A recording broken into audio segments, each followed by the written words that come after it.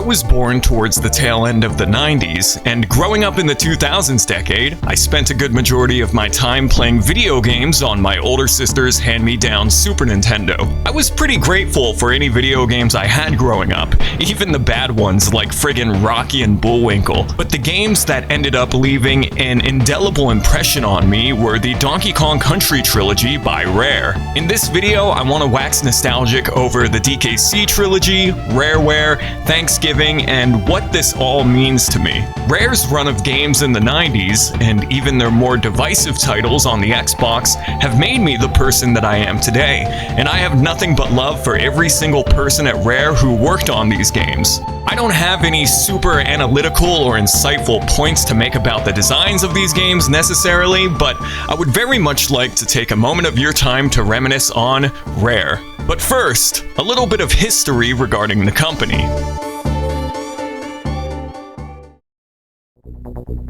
Rare was formed by Chris and Tim Stamper back in the early 80s, initially going under the cash money name Ultimate Play the Game. They mostly made games for home computers at the time, like the Commodore 64 and the ZX Spectrum. No, sorry, the ZX Spectrum, because it's English. Even if you've never owned a ZX Spectrum or an Amstrad CPC or whatever those wacky British blokes were playing video games on, you may recognize one of their hit titles from this era, Jetpack, if you've ever played Donkey Kong 64. And you know what? This game holds up. It's a very simple score attack type game, but if y'all know me, you know I'm a sucker for arcadey score attack titles, but I digress. This next thing that I want to bring up is only somewhat pertinent to the topic at hand, but this is one of my favorite bits of video game trivia. So, LJN. Yes, that LJN. They weren't a video game developer. They were just a publisher. And did you know that most of LJN's games were developed by either Atlas or Rare? As a matter of fact, David Wise, who would go on to score the DKC games, did the soundtracks to Nightmare on Elm Street and Beetlejuice for the NES. Also, the composers for the original Megami Tensei games did Friday the 13th and the Karate Kid as well.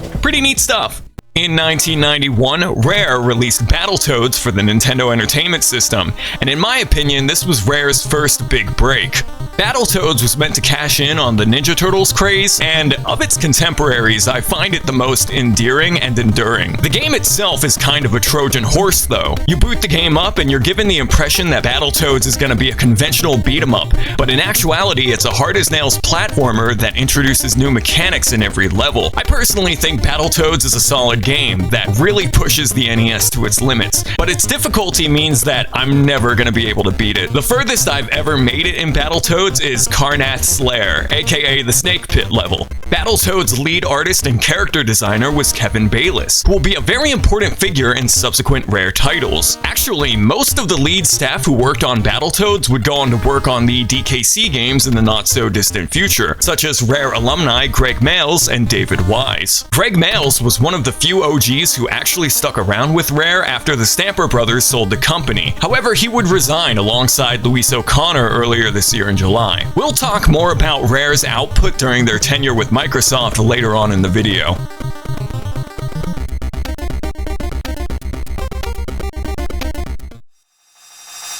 The year is 1994. Fighting games have been popping off ever since the release of Street Fighter II: The World Warrior in 1991. Every other video game developer and publisher wanted a piece of the action. A lot of the key people involved with Street Fighter II would jump ship from Capcom to join SNK, who would go on to make the Fatal Fury series, amongst other fighting games such as Art of Fighting and King of Fighters. Then you had Midway hitting dingers out of the park with their ultra-violent Mortal Kombat in 1992, which used digitized actors and featured graphic violence to stand out from all of the Street Fighter wannabes. This game, alongside Night Trap and Splatterhouse, were integral to establishing the ESRB, the rating system of America. Then you had Sega revolutionizing polygonal 3D fighting with Virtua Fighter in 1993. But the real crown jewel of fighting games would not come from any of these devs. No.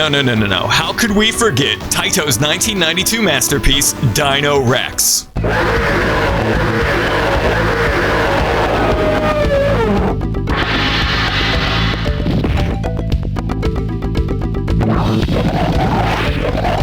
Oh yeah, and Rare also made Killer Instinct, which just so happens to be my favorite fighting game ever made.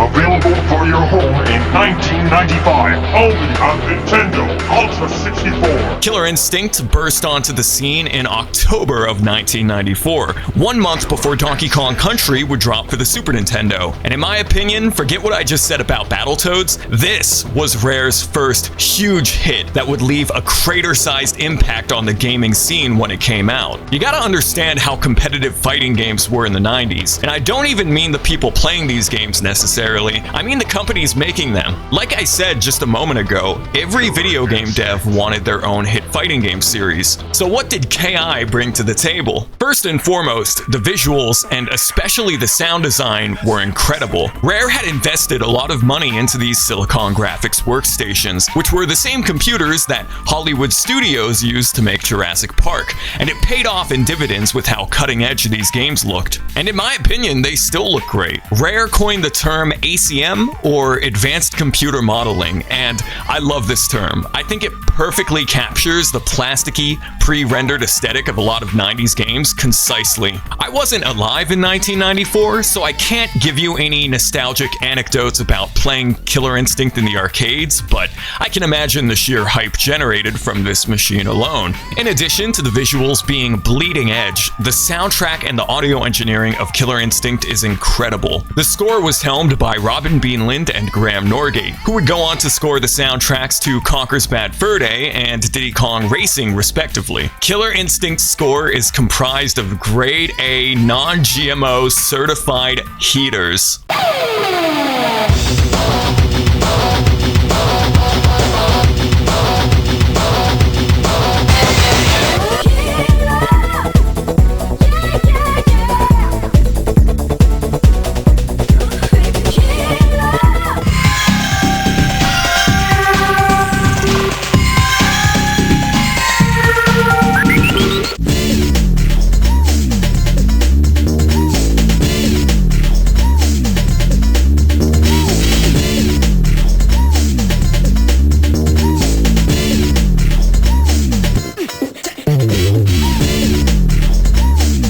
The soundtrack to Killer Instinct was so good, they released an arrangement CD called Killer Cuts, which would come bundled with the Super Nintendo port, which, as an aside, is an incredible feat of engineering. Originally, Rare planned to release Killer Instinct on the Ultra 64, but the Ultra 64 got delayed and was renamed the Nintendo 64, so Rare had to compromise. They released the game on the Super Nintendo instead, and this port is incredible. The fact that they fit Killer Instinct on a 48 megabit cartridge with very few concessions is some abracadabra black magic. And I would be remiss if I didn't mention KI's announcer, Chris Sutherland, who, fun fact, voiced both Banjo and Banjo-Kazooie and King K. Rool in Donkey Kong 64. Supreme victory!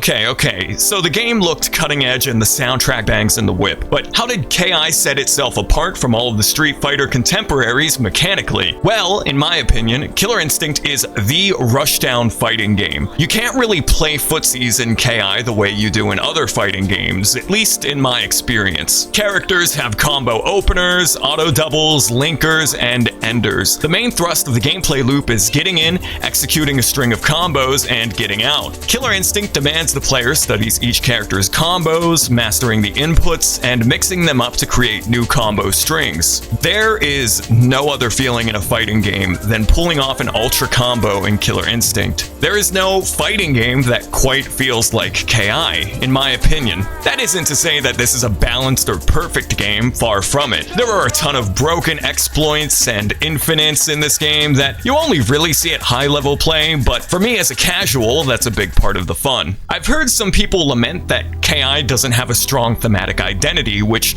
I disagree heavily with. Killer Instinct is futuristic, it's dark, it's gritty, it's high contrast, but it's also kind of silly and corny. You've got B-movie skeletons, werewolves, dinosaurs, robots, Native American warriors, the Terminator, the friggin' Human Torch.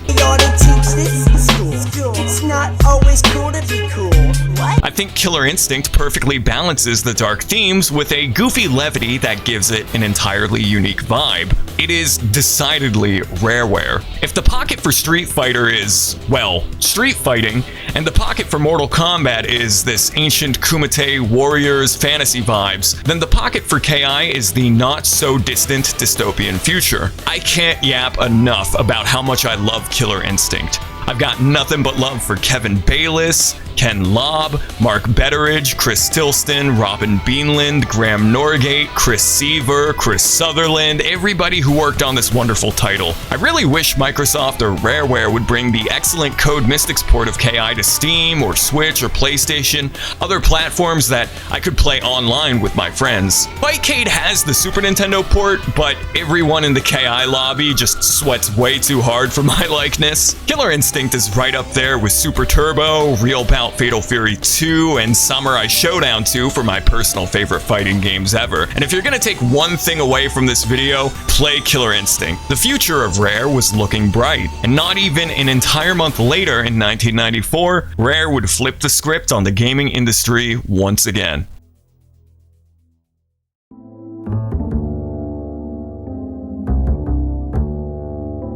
Donkey Kong Country swung onto the Super Nintendo in November of 1994. Much like Killer Instinct, Donkey Kong Country utilized the same ACM rendering techniques that KI implemented before it, although the art direction of DKC was remarkably more lighthearted and cartoony. I think it's easy to forget nowadays, but back in 1994, Donkey Kong had lain dormant in Nintendo's catalog. Barring the excellent Game Boy title, colloquially known by many as DK94, Donkey Kong Country was a proper reboot of the franchise, and most of Donkey Kong's identity and character is solely because of Rareware. The Kong family, the Kremlings, the Animal Buddies, these were all characters and concepts conceived and designed by Kevin Bayliss and Steve Mails. It's entirely possible that Donkey Kong would have faded into obscurity if it weren't for DKC being the cultural phenomenon that it was. So, why was Donkey Kong Country such a big deal? First, a bit of context as to what the gaming scene was like in 1994. The entire industry was evolving at a rapid pace. Sony was only 2 months away from launching the PlayStation 1 in Japan, and it would launch with fully texture-mapped polygonal games such as the excellent Ridge Racer and Tekken by Namco. Sega, who had been holding it down in Japan with their arcade output, had also dominated the North American market with the Sega Genesis, especially when Sonic zipped onto the scene in 1991. However, Sega of Japan and Sega of America would frequently butt heads,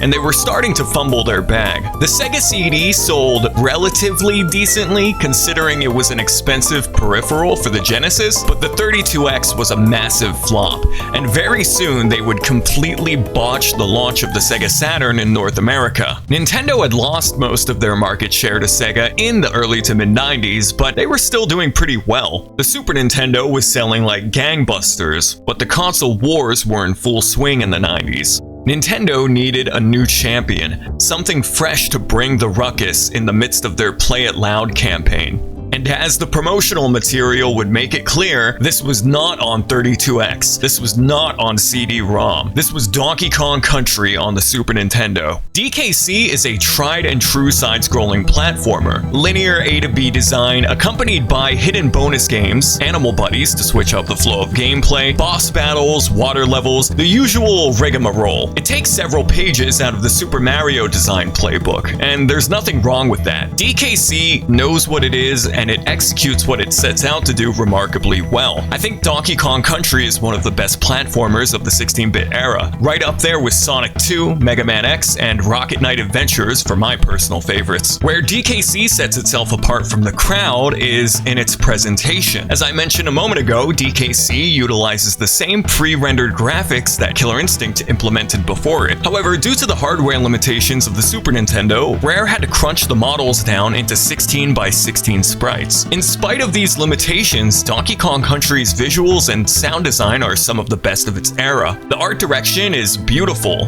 and even though Donkey Kong Country is a silly game about apes fighting crocodiles over a horde of bananas, the atmosphere is incredibly serene. Some of my favorite levels are Orangutan Gang with this lovely sunset backdrop, Slip Slide Ride, which has an entirely unique ice cave aesthetic, and Coral Capers, which is the first and my personal favorite of the underwater levels. I personally think that DKC 2 and 3 have stronger thematic identity and aesthetics that tie the whole packages together more effectively, but there's something special about the first Donkey Kong Country and its visuals, something indefinable. If I were to quantify it some way, I would say the vibes of DKC 1 are tranquil. The dichotomy of the silly concept and the characters with the beautiful visuals and sound design is fascinating to me. This is what Rare did best back in the day, leveraging the cutting-edge technology that they used to develop these games with in tandem with the fresh but familiar design and gameplay loops. It wasn't just the striking graphics that made DKC so memorable, and if there's one thing that people know this game for, it's the music. DKC's music was composed and arranged by David Wise, Evelyn Fisher, and Robin Beanland. Speaking of Robin, one of the tracks in DKC, Funky's Fugue, was originally intended to be a song for Killer Instinct, as evidenced by this trailer here.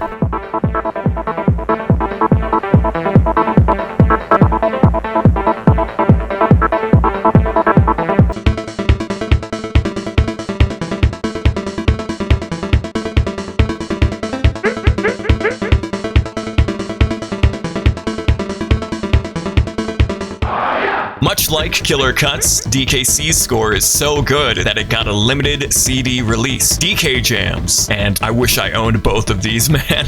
That would be such a grail. David Wise and Evelyn Fisher were the primary composers of this game. And if you'll humor me here, I would love to talk about some of my favorite songs in the game. The title theme pays homage to the original Donkey Kong theme with the first couple of bars, before a banging hip-hop beat punches in and gives the OG DK theme a modern touch to it. The square wave beeps and boops of the original theme have now been interpolated as electric guitar riffs. This ain't your grandpappy's Donkey Kong. This is a new generation of Donkey Kong.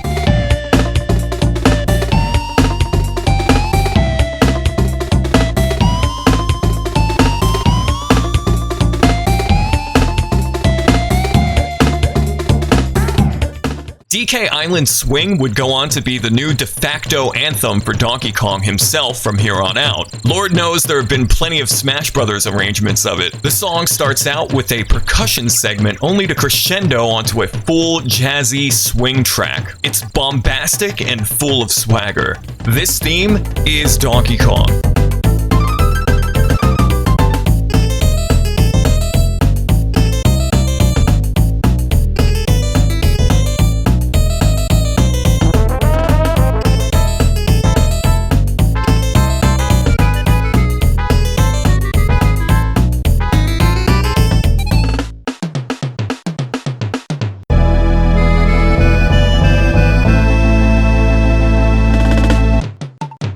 And then the track reels itself back a little bit.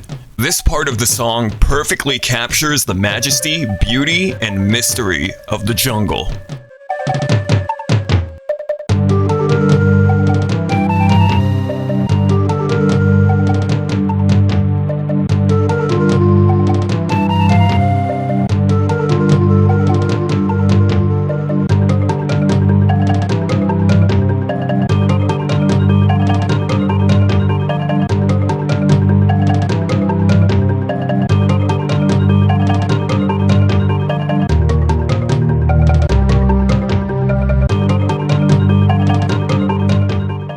Aquatic Ambiance is the most well-known song from DKC. This track has transcended the game itself. I've used words like serene and tranquil to describe the atmosphere of this game plenty of times in this video already, but this song encapsulates the entire credo of Donkey Kong Country. Underwater levels are usually maligned in video gaming, and mechanically, DKC's water levels play very similarly to other water levels.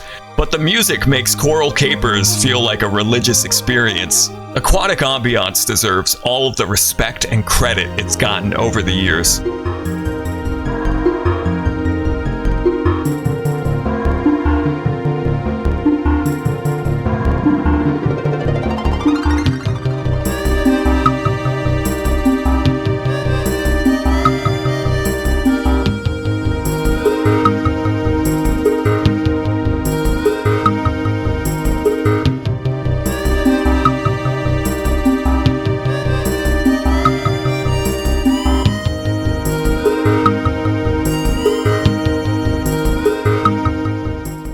Voices of the Temple was composed and arranged by Evelyn Fisher, and much like the songs that she would produce for Donkey Kong Country 3, it's moodier and more atmospheric than the David Wise or Robin Beanland tracks. The Kremling Temples are my favorite level theme in DKC 1, and this song has such a thick, mysterious vibe to it. It's hazy almost. What do these levels even imply about the Kremlings? These ancient temples with Kremling facades imply that the Kremlings are like an ancient race who have maybe even lived here longer than the Kongs themselves? Who knows, maybe they could expand upon it in a future Donkey Kong game, now that the Kremlings are seemingly back.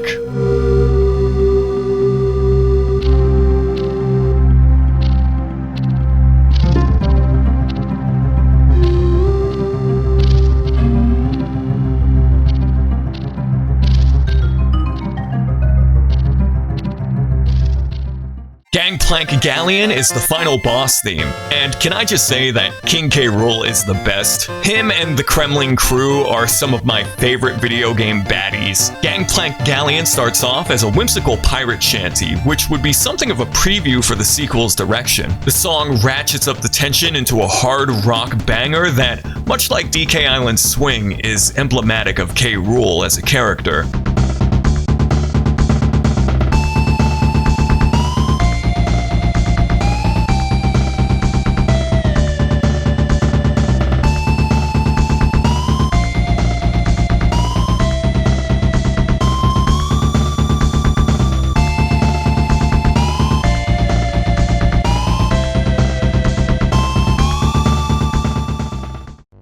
The closing track, Credits Concerto, is one of the more overlooked songs in the series. This song feels like enveloping yourself in a warm blanket, and I'm going to be yapping a lot about the music of the DKC games all throughout this video.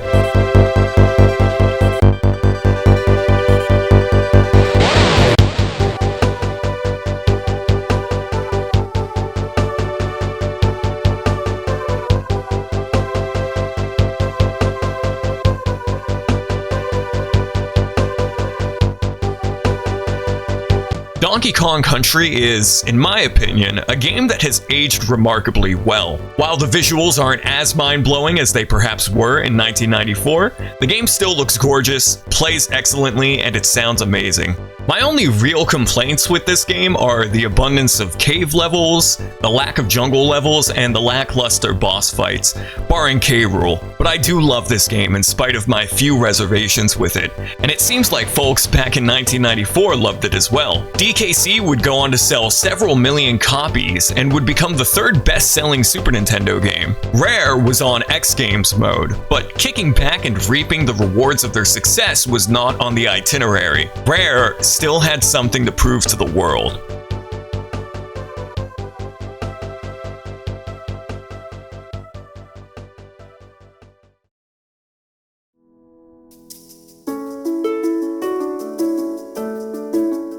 When Rare was developing the first Donkey Kong Country, their design outline for Diddy Kong was initially that of a redesign for Donkey Kong Jr. Nintendo thought that the design was too far removed from Jr.'s original look, and thus Diddy Kong became his own irreplaceable character. Little did they know at the time that Diddy would go on to star in his own game, a game which, by many people's account, would be one of the best platformers of the 16-bit era.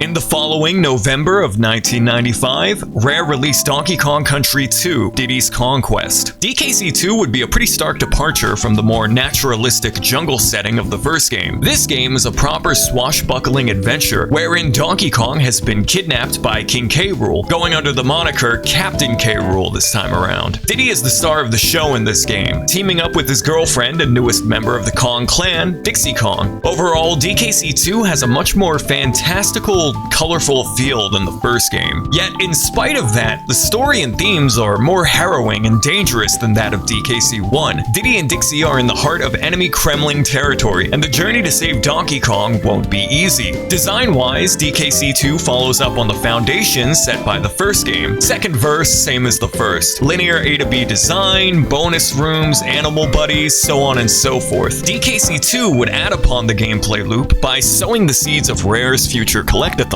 There are several Krem coins hidden behind bonus barrels, which can be used to enter the Lost World, which has some of the hardest levels in the game. There are also the DK coins, which Cranky Kong uses as a barometer to determine how much of a hero you are at the end of the game. The level design feels more surgical and less by the numbers than the first game, and the boss battles are a lot more memorable than those of DKC 1. Donkey Kong Country 2 has a much more explorative feel to it, especially if you're going for 102% completion. Unlike DKC 1, the soundtrack to DKC 2 was entirely composed, produced, and arranged by David Wise, and of the 3 games in this lineup, the soundtrack to DKC 2 is without a doubt my favorite. I'm not gonna talk about these songs like I did for Donkey Kong Country 1, they speak for themselves.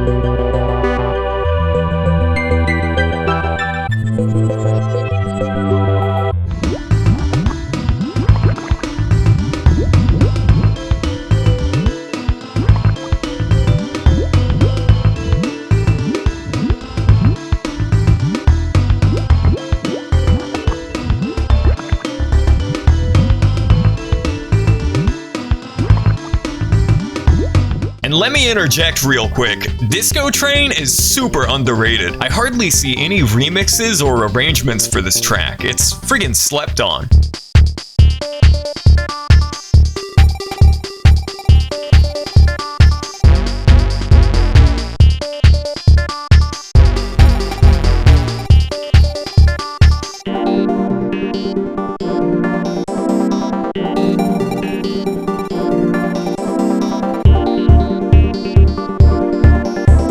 You can tell that David Wise was hugely influenced by the burgeoning genre of UK new wave and dance pop when producing the score to these games. A lot of the songs on DKC2 sound like they were lifted straight off of No Jacket Required by Phil Collins, which, by the way, is a phenomenal album. Not only is the soundtrack fantastic, but the sound design perfectly pairs with the music, and this applies to all 3 games in the trilogy. Rare's audio engineers had a way of programming and sequencing everything in a way that sounds so hi-fi and clean.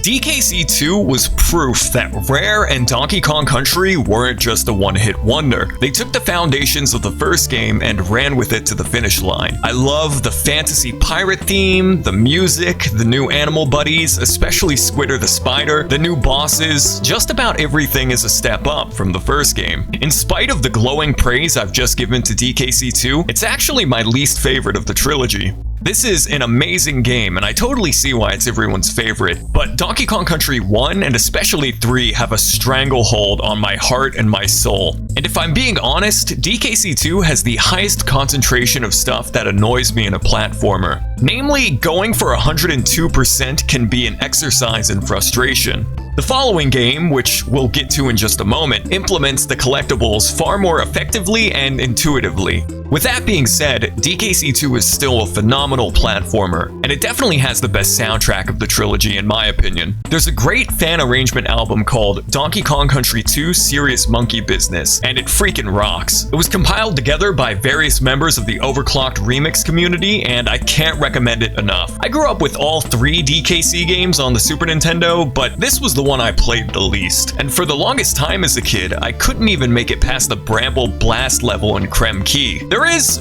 one version of DKC2 that I did sink a ton of time into.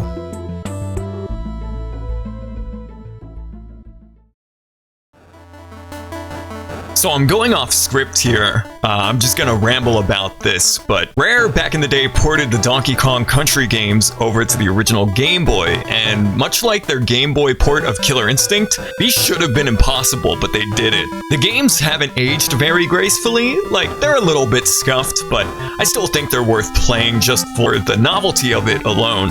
And I can't imagine how cool it must have been to be a kid in the 90s and to have DKC on your Game Boy.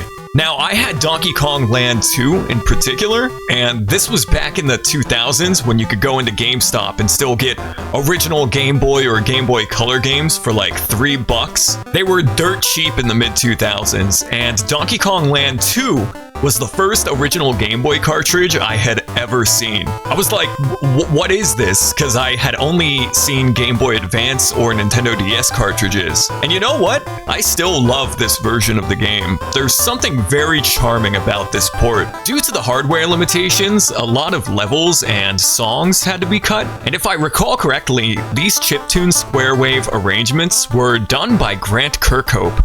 I think this was his first job at Rare. But yeah, I don't know why the Donkey Kong Land games resonate with me. I still go back and replay them from time to time. And when I was a kid, I played Donkey Kong Land 2 way more than Donkey Kong Country 2 for some reason. But anyway, yeah, back to the script, back to the video.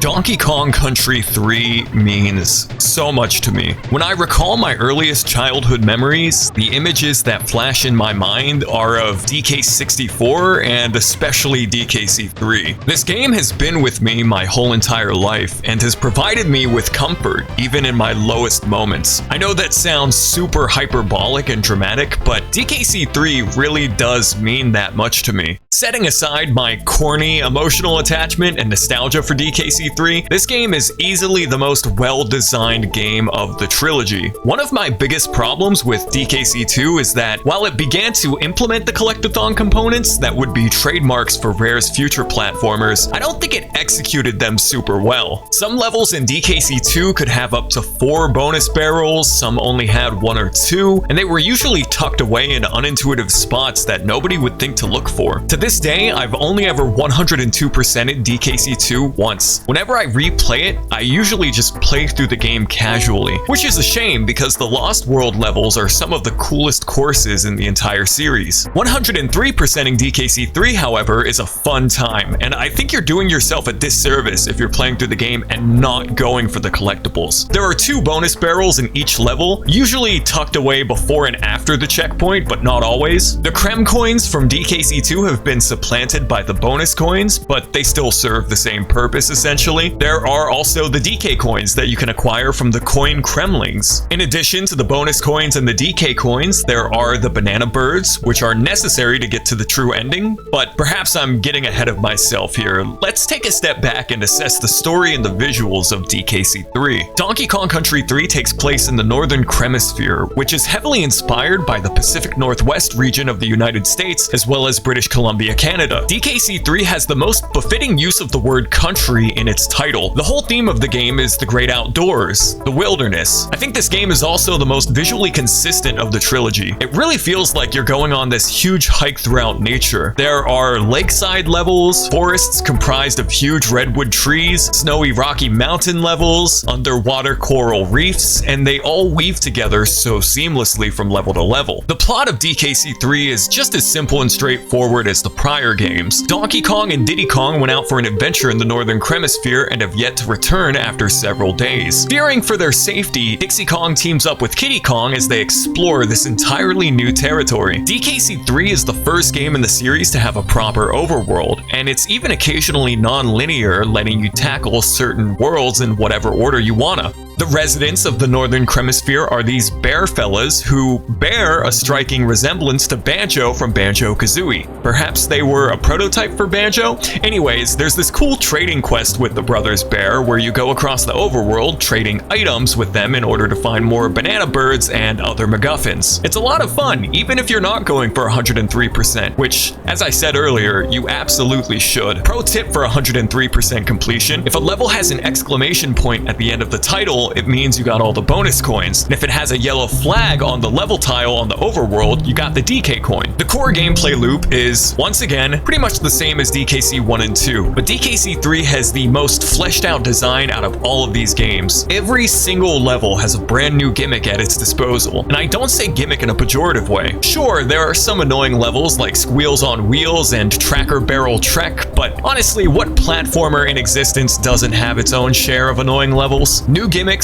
new animal buddies, solid level design, and a somewhat non-linear overworld all culminate into such a lovely game. It breaks my heart that DKC3 is so divisive amongst fans. I don't know why that is, but I have a couple of guesses. It could be due to the fact that this game came out in November of 1996, 2 months after the N64 released in North America. It could be due to Kiddy Kong, which some people describe as the Jar Jar Binks of the Donkey Kong series. Like, I get it, he's a stupid looking monkey character, but it's Donkey Kong, man. Why is it that big of a deal that there's this silly looking monkey in a Donkey Kong game? Or maybe in 1996, 2D platformers were just being phased out in favor of 3D games. And maybe DKC3 just wasn't cutting the mustard. But that doesn't make sense, because there were still excellent 2D platformers coming out, like Mega Man X4, Klonoa Door to Phantomile, Yoshi Story, etc, etc. Any which way, it seems like DKC3 is the ugly duckling of the trilogy, and it bums me out. The soundtrack to DKC3 was almost entirely composed by Evelyn Fisher. Much like her contributions to the DKC1 soundtrack, DKC3's music is moodier and more atmospheric than the other games. I occasionally get an IDM vibe to some of these songs. Like, these could pass for Boards of Canada tracks, and it wouldn't surprise me one bit if they were.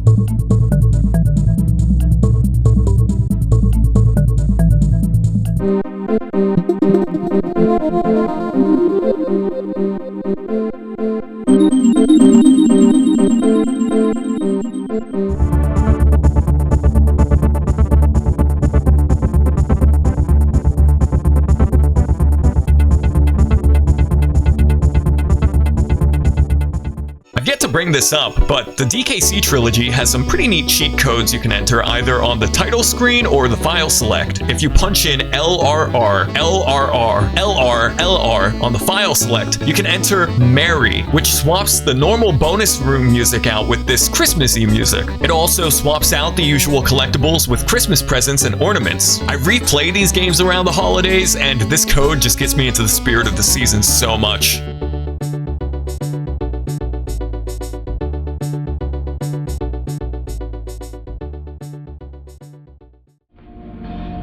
I may lose some people here with this next talking point, but I want to bring this up. Donkey Kong Country 3, in my opinion, has this eerie, almost foreboding atmosphere to it. In a way, the game reminds me of Twin Peaks, but obviously to a less extreme degree. Much like with Twin Peaks, DKC 3 has this warm Pacific Northwest atmosphere to it that, on the surface, is beautiful and serene, but there's this ominous energy to the entire game. The enemies can be grotesque and monstrous. The levels can occasionally have a scary feel to them, especially Ripsaw Rage, which has this giant disembodied saw chasing you up these trees. The bosses are often bug-eyed and menacing, towering over the Kongs. Even in safe environments like Wrinkly Kong's Save Cave, I get this weird feeling hanging over me when I'm in here. This shot of the CRT TV with the reflection in the screen has lingered with me ever since I was a kid. The Queen Banana Bird Shrine in the clouds? I mean, just listen to this.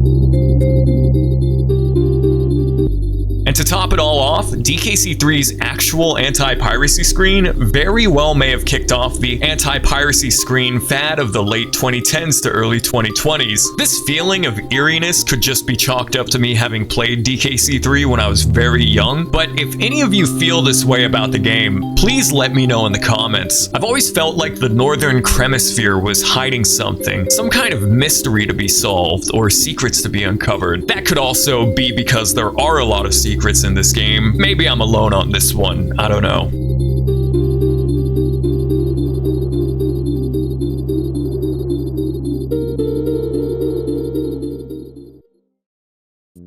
Regardless, I love Donkey Kong Country 3 so much. It's one of my favorite games of all time, and it's unfortunately the most overlooked and underappreciated game in the series. One of my favorite gaming memories ever is when I was playing this game at like the age of 7 or 8, and on a whim I was swimming around this rock formation, and lo and behold, it unlocked the hidden world Krematoa. This blew my mind when I was younger, and that was the foundational reason for me wanting to 103% this game. I love when you finally unlock the Funky Copter at the end of the game and you're able to fly all over the Northern Cremisphere region. Man, I love this game. Donkey Kong Country 3 is just good vibes, and if you stayed away from this game because of what people have said about it on the internet, definitely give it a shot. I love it to death, and I never fail to 103% the game every year.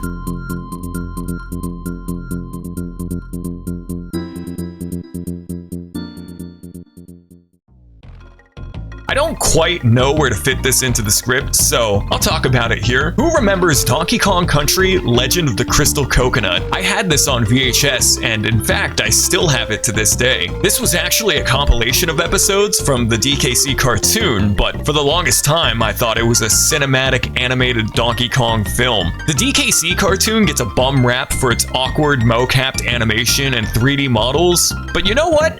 The show is aight. The writing is pretty decent for a kid's cartoon, and the voice acting in the show is phenomenal. Richard Yearwood is my favorite interpretation of Donkey Kong, and his singing voice actor, Sterling Jarvis, has some beautiful vocals. I'll even go to bat for the animation. Sure, the mocap is awkward and hasn't aged gracefully, but I don't think I've seen anybody point out how accurate the show is to the visuals and the art direction of the Super Nintendo games. The DKC cartoon isn't the best thing ever, but it's definitely not as bad or as cringy as the internet has led you to believe.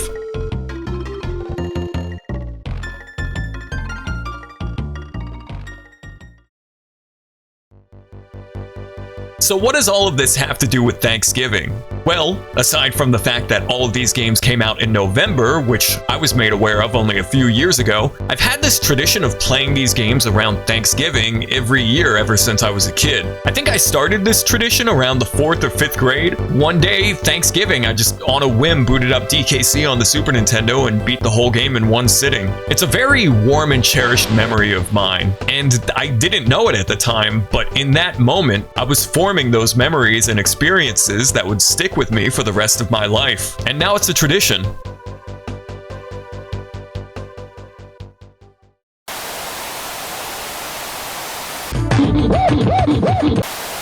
Donkey Kong Country is truly perfect. If you do not get this amazing new generation of Donkey Kong madness, you are stupid. Yes, I know, that's insulting, but it's also the truth.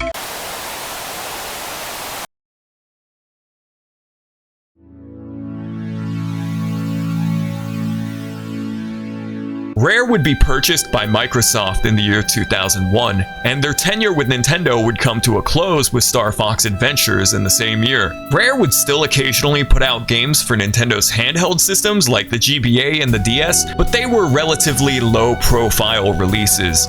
Ports of the Donkey Kong Country games, for example. I just want to say something real quick. Rare's output of games on Xbox gets way too much hate. Yes, the Kinect Sports games sucked, and that was Rare's main output in the 2010s, but games like Grabbed by the Ghoulies, Cameo, and yeah, even Banjo-Kazooie Nuts and Bolts are worth playing. Nuts and Bolts in particular is a fantastic game that still catches strays to this day, probably from people who have never even played the game in the first place. Now, I don't think that Nuts and Bolts is some sort of flawless masterpiece. I've got my reservations with the game, like particularly the writing and the art direction and the character redesigns. Some of the characters look okay, like Mumbo Jumbo, Gruntilda, Bottles, and Humba Wumba, but overall the art direction in Nuts and Bolts it's pretty hideous, but we're getting off topic here. That's a review for another day. I'm still holding out on Nuts and Bolts getting a recompilation or Rare Replay getting a Steam port. Oh well, maybe someday. Chris and Tim Stamper would leave Rare in 2007, and in my opinion, Nuts and Bolts was the last true game for Rare. Killer Instinct would get an amazing reboot in 2013, but Rare had very little involvement with it. Do not get it twisted though. KI 2013 is an amazing fighting game, and I think that Iron Galaxy Studios and Double Helix Games did a great job of rebooting this series. It's just that Rareware didn't really have much involvement in it. It's kind of crazy to think that Killer Instinct got the best treatment out of all of Rare's IPs, even if Rare didn't really develop it. But yeah, play KI 2013. It's one of the best, most balanced fighting games I've ever played. It's great. A lot of staff would either be laid off or they would leave the company in the following years. And it sucks. It sucks seeing this company that brought so many games that I cherish just slowly disintegrate over the years. I would like to imagine that if Rare stuck around with Nintendo throughout the 6th and 7th generations, we could have gotten a Donkey Kong Racing, which we actually got a trailer for it at Space World 2000. Maybe we could have gotten a Banjo 3E, a new Conker, but who's to say? Nintendo was going through some drastic changes in management internally at the turn of the millennium, and the gaming industry, with the release of GTA 3 and Halo, was just changing so fast. So who's to say if they stuck around with Nintendo what their output would have been like? But I would like to imagine that Nintendo would have left Rare to their own devices, unlike Microsoft, who often meddled with Rare's projects. There are several interviews with Rareware devs and folks like Ken Lobb, who worked on Killer Instinct, and Chris Seaver, who directed Conker's Bad Fur Day. I recommend Chris Seaver's director's commentary on Conker's Bad Fur Day. You can find it on YouTube, and he provides some great insight and cool anecdotes regarding his time at Rare. We can sit here and lament the loss of Rareware, or what they could have been if they hadn't been purchased by Microsoft, but regardless of the what-ifs and the could-have-beens, Rare put out a lineup of amazing titles during the 90s, and in my opinion, even to the 2000s. They had the Midas touch with every genre they tackled, whether it was a first-person shooter, fighting game, platformer, racing game. Whatever they worked on was guaranteed to be good, barring their licensed games on the NES, but hey, you gotta start somewhere. While I miss Rare to bits, and I wish things hadn't gone the way they did, their games will always be with me, and they've made me the person I am today. Thank you so much for watching, and have an excellent rest of your day.